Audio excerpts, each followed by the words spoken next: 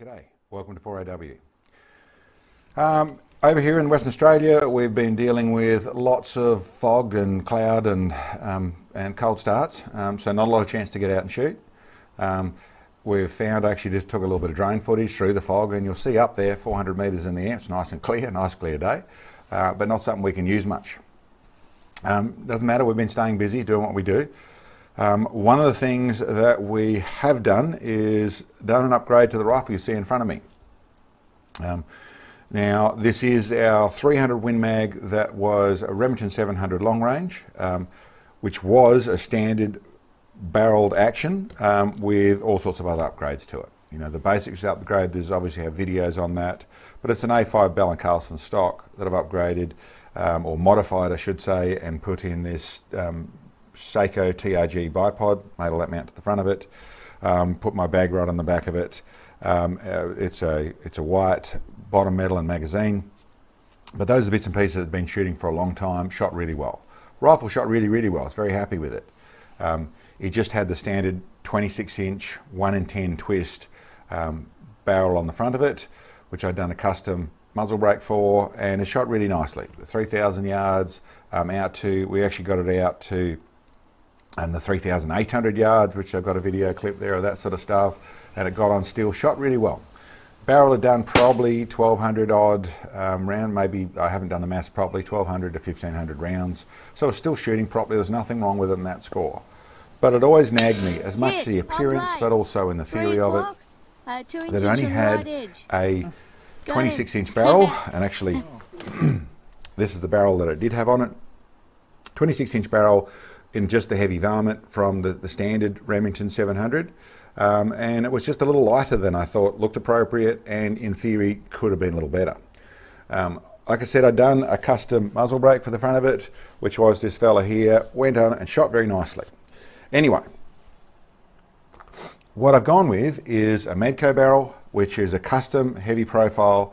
Ended up a tiny bit heavier than what I was chasing, so it ended up, I was going for 25 mil, ended up nearly 26 mil at here at the muzzle or the base of the thread, and in a 1 in 9 twist, 28-inch long, heavy profile, 1 in 9 twist.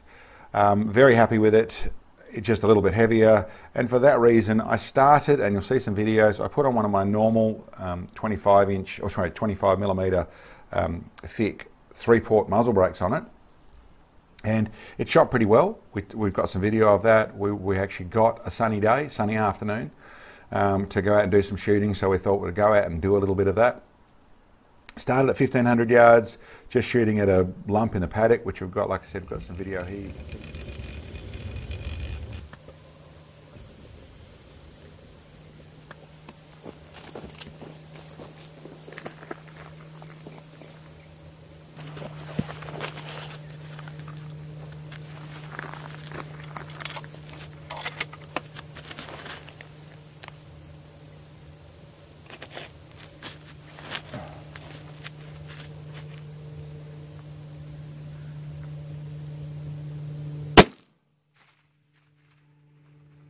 Right on top of the lump of dirt. We might just do three big bullets to the weight.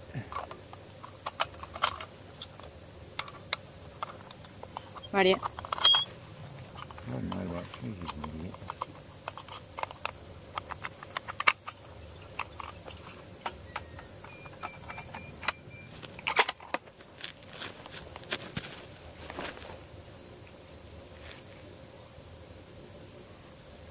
Good to go.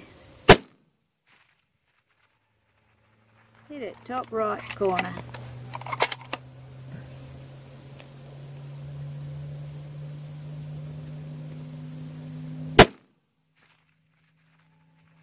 Oh, that was a nice bit of dust. Right edge. I'm holding right edge. Yeah, okay. That wind's come up, 5 to 6 mile an hour.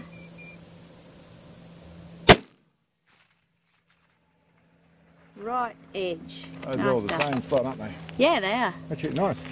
Sure is. It shot very nicely, very consistently. It was all great. Then we swung over. We used actually the little SIG laser rangefinder to a target we'd set up on the hill. So we were a different position, repositioned ourselves down the bottom. It was, I've forgotten exactly, it's on the video there. backed off a little bit, thinned out maybe. 22.59. Okay. 22.58. Okay, that worked nicely. So, what should I need done according to what we've done? Yep.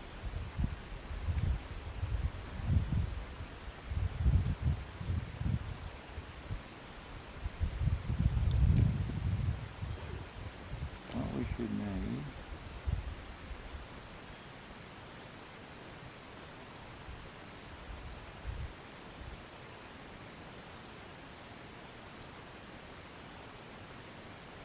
is 110. Okay. Okay.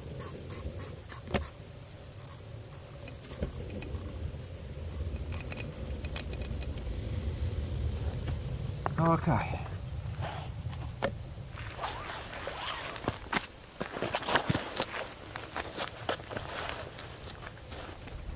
A little bit of Mirage. There we go.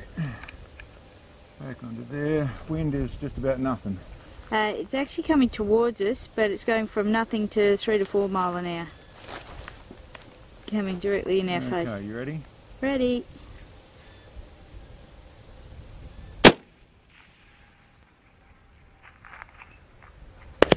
Saw it, bottom right. 1.5 targets low, 1 target right. Awesome. Okay. Well, I saw it too. Got a cloud coming towards its target. It's a bit right. And a bit low. Here we go. 2 and 2.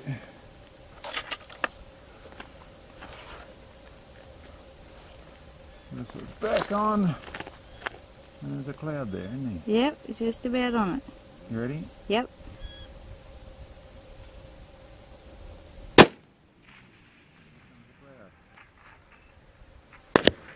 Oh, just Ooh. off the top right corner. Just to the right, dust.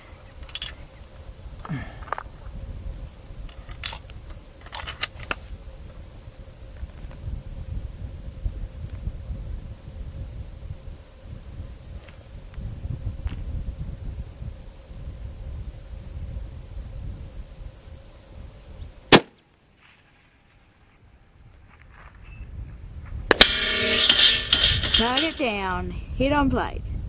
Target down. Well, that's good. Got him. Right, it's first moderately long range shot. Yeah. That went nicely. Yep. Okay.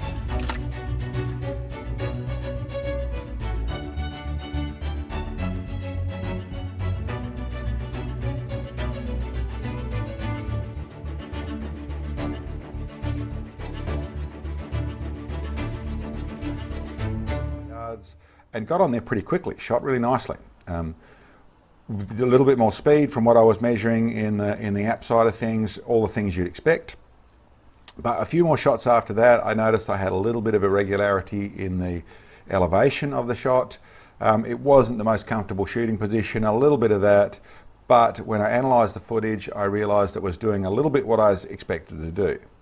I hadn't done anything other than put on the barrel. And also, I should say, I have changed over. I was running a 40 MOA Nightforce rail with the 20 MOA Nightforce uni mount to get 60 MOA of base for my ATACR scope. The other upgrade I've been through and done with this is I've got this from the Mirrage ULR company.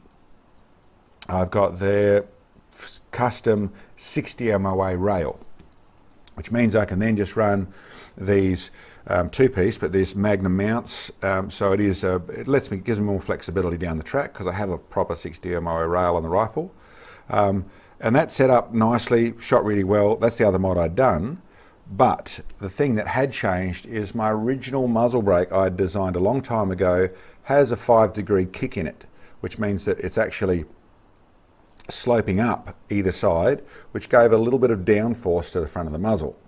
That was balanced with the fact that I had my butt pad a little bit lower. So this pushes the rifle, the butt pad being a little bit lower, a little bit below the center line, lets the rifle kick up a little bit. The muzzle brake on the front of it pushing down held the rifle down. So the balance between them, where they came together as I worked out how to make this rifle shoot, meant that when I took this kicking down muzzle brake off and put a normal straight pushing muzzle brake on, the butt pad position meant I had a little bit of muzzle rise. I got some footage of that to show that side of things.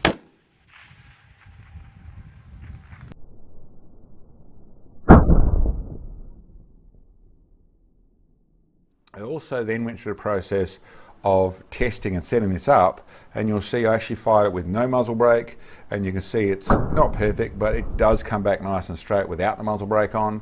Obviously push it a little bit harder, takes a bit longer, all the details you'd expect. There's more movement without the muzzle brake, but shot straight like that once I got this to the right place. Then put the muzzle brake on, and you see this is now performing very well, really nice and straightforward and back exactly like I'd like it to. So anyway, that's an overview of this rifle as to where it's at. We'll probably do a couple of shots with it during the winter season if we get the chance to. It's one of the ones that in that sort of decent distance, but not real long stuff, but in the 2,000 to 2,500 yard sort of stuff, go out and I'll do a bit of practice with it and a bit of maybe some cold bore shots or things like that and see if we can get, once we get some data with it. But I just wanted to show you. I think the big heavy barrel now looks a little more appropriate to what it's doing, to the rifle. I had to customize the front of the stock a little bit and in my bipod and things, I didn't have a lot of clearance there to run the maximum height in my bipod to get good balance. I didn't have a lot of clearance, so I had to do a bit of modifying around there to get it all in there, take it out. It is a big heavy barrel, but it's all in there. It's fully clearance, so it's a full floating barrel, but it's ended up really nice. I'm really happy with it. It's now fixed that little bit of a skinny barrel in the front of it, replaced it with this big heavy barrel in the front of it. Like I said, I could put the other one back, but I'm really happy with the look of it. This muzzle brake was actually, I tried a few, this one worked very well. I was really happy with it. It's one I did a bit of custom developing with my 338. It's a good muzzle brake, nothing wrong with it. I ended up choosing another one out of the choices that I'd made up for it, and it was a good test to go in here. And I think with being the slightly thicker one, it's a larger one of my 3 ports that I started with before I did the extra welding the wedges on it. I think it looks great, looks nice, shot really well, really happy with it. I think I'll leave it there. Anyway, that's just an overview on this one. Hope you enjoyed. There's a bit of footage there, and we'll catch you next time. Thanks for watching the video, guys. I hope you enjoyed. Down below here we've got a link to our web store where we have some of the specialised long-range shooting products that we actually produce. Check them out. And for those of you who can, it'd be great to get some help. In our store we have support bits, and when you purchase those, the money goes direct to our channel and helps us bring these videos to you. Thanks, guys. See you next time.